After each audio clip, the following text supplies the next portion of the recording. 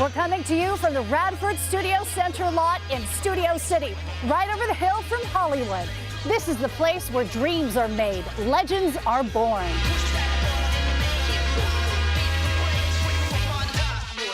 Hello there and welcome to The Lot. I'm Kristen Smith in for Suzanne Marques today. We're starting off with a somber tone. Hollywood continues to mourn the death of DJ dancer Stephen "Twitch" Boss. The 40-year-old died by suicide at a motel in Encino, California. He was known for his dance moves on The Ellen Show. Growing up in Alabama, Stephen Boss was given the nickname Twitch because he never stopped moving. That, it seems, was the case throughout his life, whether he was on television or going viral. Everything seemed perfect. I think that's why everyone is in shock. He was a positive, shining ray of light. He walked in and he would light up a room with his positivity and his big personality. The 40-year-old was found dead on December 14th in a Los Angeles hotel. In a statement, his wife, Allison Holker Boss, said, "He was the backbone of our family, the best husband and father." Hollywood celebrities have been weighing in. Viola Davis said she was at a loss for words. Ellen said she was heartbroken. Twitch gained international fame on her show as the comedian's DJ. Over a decade ago, I met someone who changed my life and our show. And I'm talking about you, Twitch. Come here. In recent years, he and his wife's dance moves drew a large following. According to Dr. Laura Erickson Schroth, sometimes images don't match reality. A lot of times people are really struggling with things under the surface that other people, don't know that they're struggling with. He will indeed be missed. Many more stars, including Jennifer Lopez, Channing Tatum, and JoJo Siwa, have all shared their memories with the late dancer. Twitch had recently celebrated his 9th wedding anniversary with his wife, Allison. They share 3 children together. If you or someone you know is considering suicide, please contact the 988 Suicide and Crisis Lifeline by dialing 988 or go to 988lifeline.org. And we want you to know you are not alone. It's a dirty game. And to see my brother's office copy the very same thing that we promised the two of us would never ever do, that was heartbreaking. It was terrifying to have my brother scream and shout at me and my father say things that just simply weren't true, and my grandmother, quietly sit there and sort of take it all in. All of this will stop if I'm not here. I remember her telling me that she had wanted to take her own life. And that really broke my heart. More bombshell allegations from Prince Harry and Meghan in the final episodes of their Netflix documentary. Prince Harry recalling that after the couple's plans to leave the UK were made public, a meeting was arranged with Queen Elizabeth, Prince William, and King Charles, and it was there that Harry claims Prince William shouted at him. He says that his brother, quote, bullied him out of the royal family, while his father, King Charles, told lies about it and possibly leaked stories to the media. All 6 episodes of the series are now available to stream on Netflix. Well, advent calendars are the latest trend for celebrities and some of your favorite luxury brands. Why wait for Santa when you can open a present every single day? Let's take a peep inside some of the hottest calendars of 2022. Hailey Bieber is the face of Tiffany's this holiday season with a campaign inspired by Andy Warhol, featuring original Warhol sketches and diamonds and gold. It will set the buyer back more than $100,000. More budget-friendly and beautiful. Charlotte Tilbury's Diamond Chest of Beauty Stars. $125 savings, pretty good.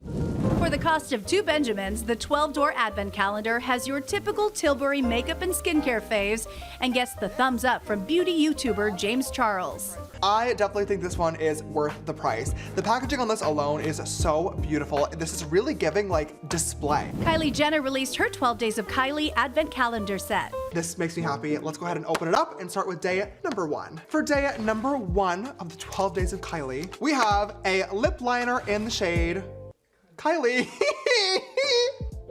Oh my God. I mean, it's a good color.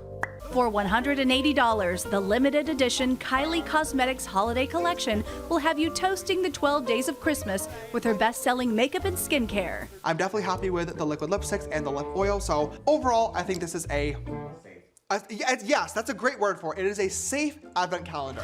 That brings us to the most chaotic advent calendar by TikTok, sent to popular content creators. It's like a bag for your fruit.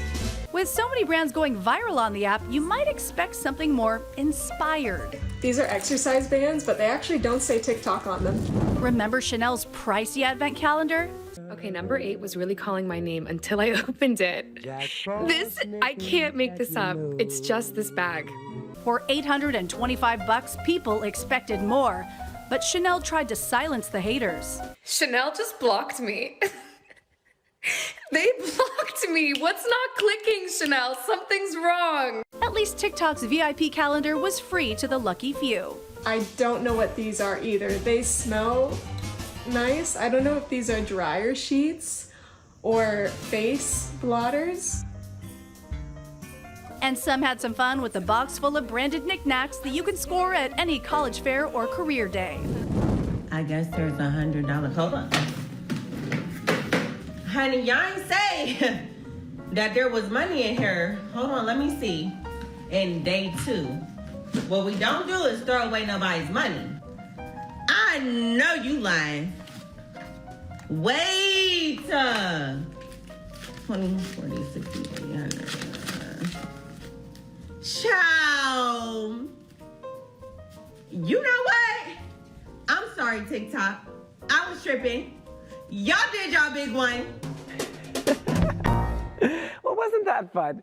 All right, moving right along from La La Land director Damien Chazelle, Babylon is an original epic film set in the 1920s, starring Brad Pitt, Margot Robbie, and Diego Calva, who, by the way, was just nominated for Best Actor at the Golden Globes. Suzanne Marques caught up with a few of the cast members. Take a look. I think what we have here in Hollywood is high art. It's Party time! Sparkle time! Was it as fun to film as it looked on the screen? Yes. Yeah. 100%. Yeah. It was so much fun. You know, when I first moved to LA, you know what shines on all the doors red? No actors or dogs allowed. So we see the making of movies, but then what was Damien like? I hear he can be really active and animated. Well, I think he wants everybody to be in a comfortable place so that they can do their best work. Like Lily said, he's hyper-focused, but if the scene calls for everybody to be up and vibrant and open and fun, he kind of keeps that energy.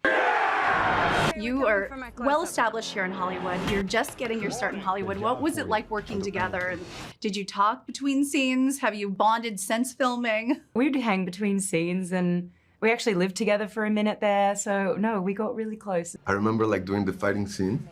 I remember like I just have to go higher and higher. So Margot is giving everything. She's just so good. Like, Diego, you can do better. Man. So I just put at her level at least. I wish you hadn't, because then I would be like, I need to be at his level, and we were just going like this all the time. And I'm going to bed.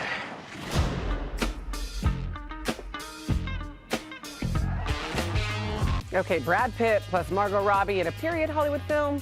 Count me in. Babylon, by the way, hits theaters December 23rd. Up next, we have an exclusive behind-the-scenes peek at the biggest film of the year, Top Gun Maverick.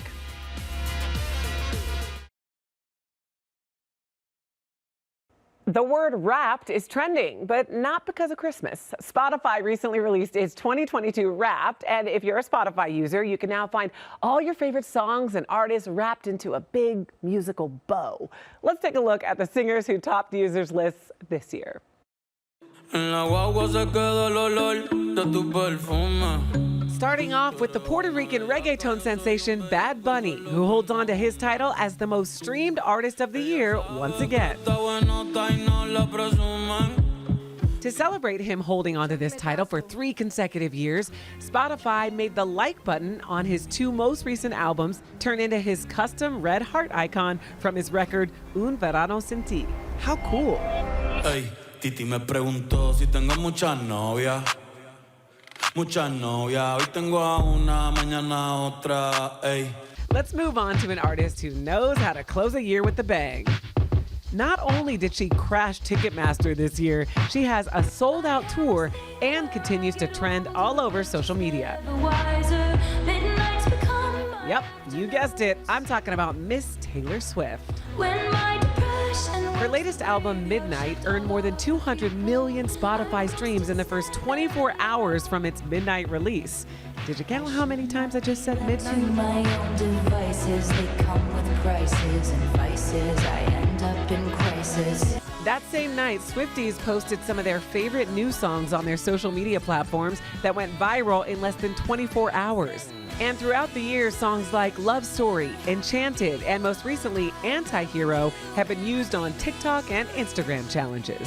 And all of those videos and challenges have earned her the title of Most Viral Artist of the Year. And 2023 is already shaping up to be a big year for the star. Not only will Taylor tour next year, but she will also make her feature directorial debut. Already in it. Yeah, so that's what we need to do. We need even faster on Dylan, and then Sadie's right there. Cool. Miss Swift knew just how to close 2022, and it leaves us eager to find out what else she has in store for us next year.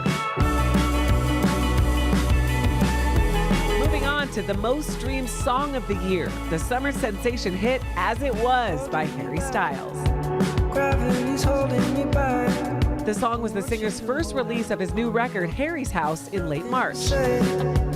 Everything gets in the way. The hit song stood in the #1 spot for 15 consecutive weeks, breaking the record of the longest solo #1 hit in history. In this world. Styles surpassed Whitney Houston's I Will Always Love You, Mariah Carey's We Belong Together, and Elton John's Candle in the Wind. On the Spotify platform, it remained #1 for 180 days total. Almost 9 months later, the song is still #5 on the Top Songs global chart. That's right. As it was. And if you missed out this year and you want to be a part of this unwrapping party next year, well, you have a whole year to create your 2023 wrapped present. But for now, let's take a look at some of my colleagues' top artists and songs. Hi, I'm Marcy Gonzalez, and my Spotify top artist was The Beatles, and my top song was one that my 2.5-year-old son makes me play on repeat. It is not my favorite song, but it's Mustang Sally. I'm Jamie Yukas. My top song is I Love You So Bad by L-A-N-Y or Lene. I don't even know how you say it. And my top artist is Chelsea Cutler. I did a story on her, so for research purposes, I listened to a lot of her music. Hi, my name is Candace, and I'm a producer. And my top artist on Spotify Wrapped was Drake. Hi, I'm Rudibe Shabazi. I don't have Spotify, but I do have Apple Music, and Leon Bridges' River is my favorite song at the moment. Nerd alert! And my favorite artist at the moment is her. You gotta get Spotify. All right, from music to social media, there's another trend taking over Instagram. This one, though, has faced a little bit of controversy.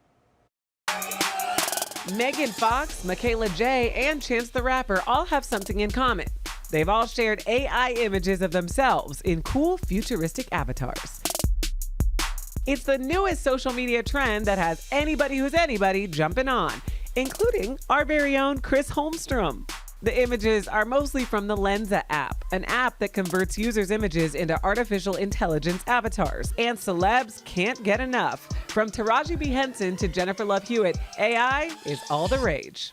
Although the trend has gotten a bit of backlash over images portraying avatars with lighter skin tones and thinner versions of the user's image. One thing is for certain, when a trend goes viral, there's not much stopping it. Well, the biggest movie of the year is coming to Paramount Plus on December 22nd. Top Gun: Maverick, which soared at the box office, earning nearly $1.5 million worldwide and was recently nominated for 2 Golden Globes. We got a peek at some behind-the-scenes footage reserved for the DVD release of the film. So we worked with the Navy and the Top Gun school to formulate how to shoot it practically. Because if we're going to do it, we're going to fly in the F-18s. Good morning, aviators. I had to sit down with the cast and say, if we're going to do it, it's going to be a very challenging time for everyone. He told me that the actors would all be in jets. And I remember I got chills. None of us knew exactly what that meant at the time. I don't think any of the cast ever anticipated that we would actually be in F-18s. I think it was just like, oh, of course we're gonna go up for like a flight so you can know what it's like to be in an airplane. All right, let's go. Tom wanted it to be as close to reality as possible. And so as an actor, that's terrifying. To actually become a fighter pilot in the Navy means you've gone through years of training. To get an actor in there in a couple of months required the actors to go through a rigorous amount of training as well. You can't just put an actor inside an F-18 Super Hornet. The experience is so physically grueling that most people would pass out. Tom told us this when we first started, that he was like, the only way I'll do this movie is if we're shooting a practical. And people thought he was crazy. People were like, there's no way that you're gonna get 6 actors up in the air and be in an F-18 going 700 or 800 miles an hour. You're going too fast, man. Well, no harm in being ahead of schedule. Up next, we sit down exclusively with Goo Goo Dolls frontman John Rzeznik, and he tells us how his song Iris continues to live on.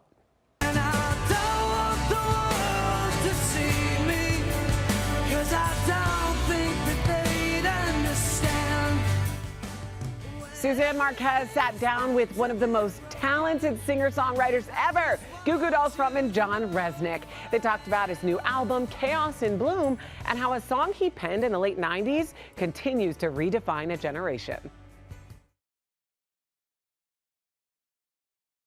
Suzanne Marques sat down with one of the most talented singer-songwriters ever, Goo Goo Dolls frontman John Rzeznik. They talked about his new album, Chaos in Bloom, and how a song he penned in the late 90s continues to redefine a generation. And I'd give up forever to touch you. It's a song that has stood the test of time. Goo Goo Dolls' Iris has captured the hearts and minds of many for nearly 25 years. It was originally written for the soundtrack of the 1998 film City of Angels, starring Nicolas Cage and Meg Ryan, and was ultimately included in the band's 6th album, Dizzy Up the Girl. Just this year, the song was certified septuple platinum. Every once in a while I get like, that song is so much bigger than every other song that I wrote. And sometimes it feels like, wow, that's in retrospect. But to have one song that did anything is more than most people get. So it's like, how can you not be grateful? And we're grateful that the song continues to inspire a new generation of singers. In November, Phoebe Bridgers and Maggie Rogers re-released their cover of Iris. The indie singer-songwriters originally covered the song in 2020, but then re-released it in support of the Bridget Alliance, a charity that provides travel, food, lodging, and other resources for people seeking abortions. The song was available for 24 hours on the audio distribution platform Bandcamp, where fans could pay whatever they were inclined to contribute to download the song. The artist raised more than $74,000 for the cause with 18,000 downloads.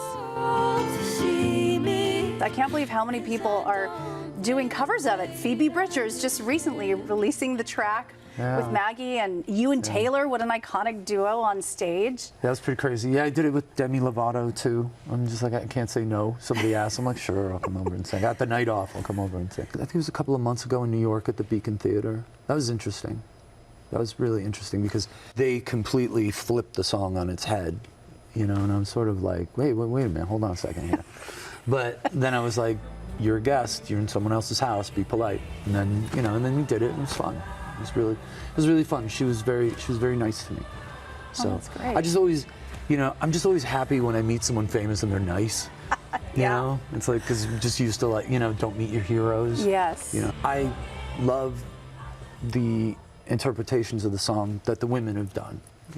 More than the ones that I've heard that guys have done. Because it's like they're just trying to do it like me.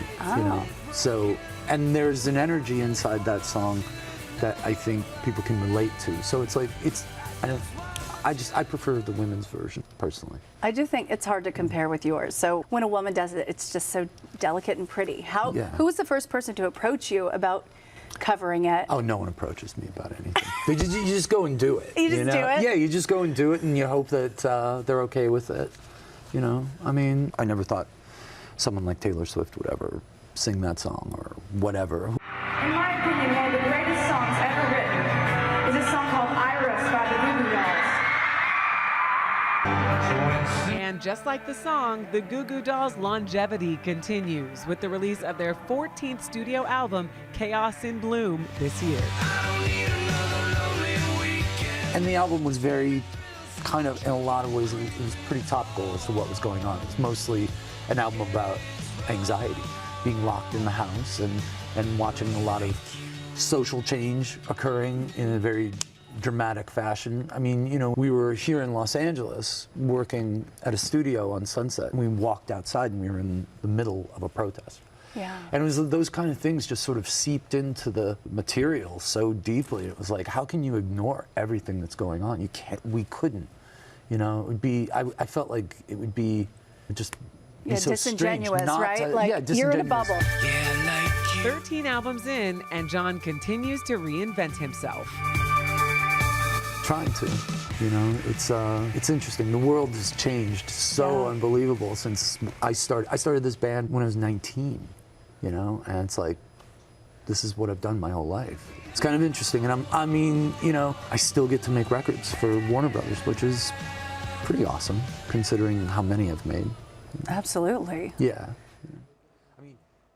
Very, very cool. Well, Christmas is almost here, and so are holiday movies. We take a look at the newest rom-com up next.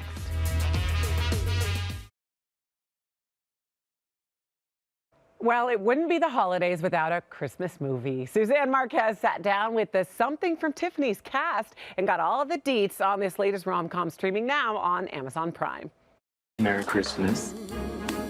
Come on, it's I don't know what to say. for a sleigh ride together with you. Me neither. You're beautiful. Friends are calling you. He got my ring, I got his present. You gotta go get the ring back. Hi. Hi. So Kendrick, what was it like playing this example of, God, I wish I had a guy like that in my life. The story in general is like a much more relatable story, right? That nobody's perfect. It's not like somebody's coming in and doing all the right things, right? Ethan doesn't do all the right things by any means.